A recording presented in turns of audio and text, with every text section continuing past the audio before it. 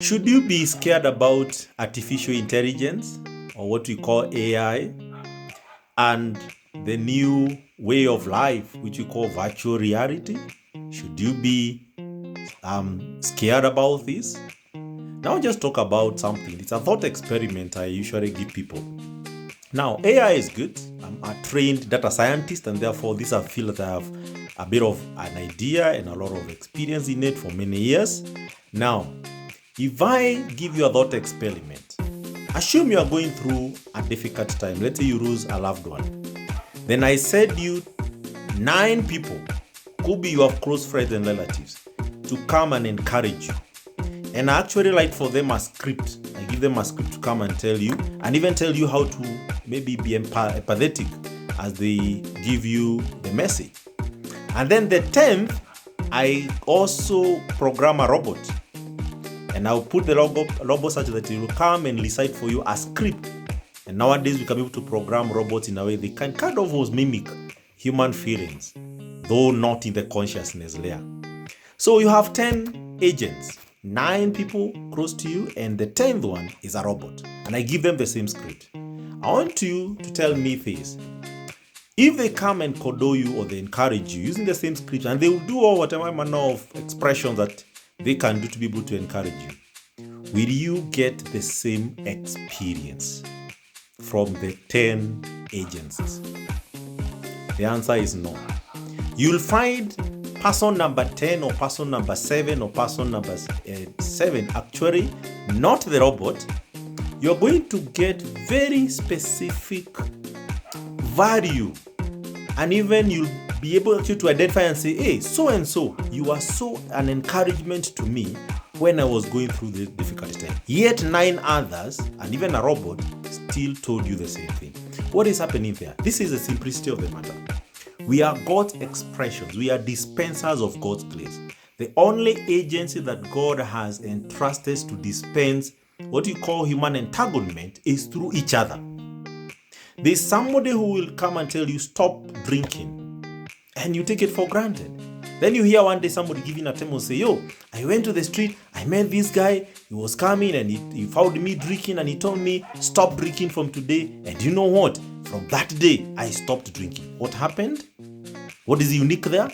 It is because we are divinely positioned as human beings to impact each other. Quantum physicists will call it that entanglement. We are entangled. And what happens is we are all expressions of God's grace. So you are like a dispenser. So if people want to receive hope, that hope will be put in people's life. Physical human beings will come and minister to you and speak to you, and you receive it from God through people.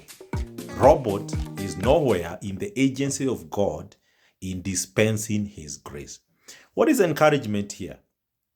Yes, all transactional jobs, the robot will actually do much better than you, including open heart surgery. Currently, there are a lot of things that are being done in that space, and even most of the successful open heart surgery operations are currently being done by a robot, which is 100 times better and superior than all the doctors of the world combined. Why? Because a robot is trained from metadata, big data, which kind of pick intelligence from all people and then have the super intelligence, because it's picking your brain and someone else and then be able to develop a more superior intelligence. But when it comes to human-centered impact, that part, no robot is going to hack it, because it is not being commissioned as an agency to dispense God's grace. But all the transaction, if you're an accountant, the debit and credit, preparing incomplete records and financial statements, I don't need a human being even today. A robot will do that for me quickly. If it's things like, moving things from one place to another, there are robots who can do that. There are robots who can do distributions. So those transactional related work, I can bet, in fact, we already late. Those things have moved to the robot environment. The AI is going to take that. Things like creating scripts. Right now, we can be able to do what we call language modeling that help us be able to create very, conversation like chats and bots and all that, which almost mimic how a human being interact. However, they are not able to dispense God's grace, because at that level is nothing to do with the transactional level. That person who is coming to tell you, stop drinking. or that person come and just maybe speak a prophetic word on you, you know what? A robot will never prophesy to you. I don't think I've seen any. But the people God have entrusted with the gifts, and they come and they'll speak something to you, and that thing literally happened. No agency of a robot can be able to do that. That's why I tell people in my purpose coaching cell is, I am not scared about the robot. I understand AI. I understand it fully, Ed, in terms of generative AI, and I know the risk and the things that, of course, we are fearing at the end of the day. But there's no way AI is going to replace human being 100%. It's going to replace the transactional element. And I'm happy because today I don't have to clean a lot of data. When I started doing data science, some of the things used to do, I had to crunch things in Microsoft Excel, in SQL, in things like Python, R, statistics, and doing a lot of data modeling and a lot of analytics there. Currently, with a few scripts like this, I'm able to automate all that work.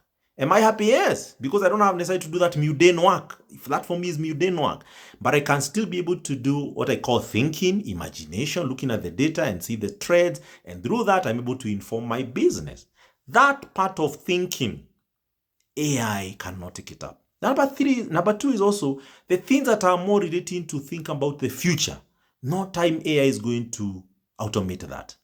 Yes, we can do predictive models using the historical data, but AI is also primitive. It's using the historical data to be able to kind of pick the patterns and algorithmically try to predict the future. What about a new concept that nobody has ever done? The discoveries, the invention, the innovations.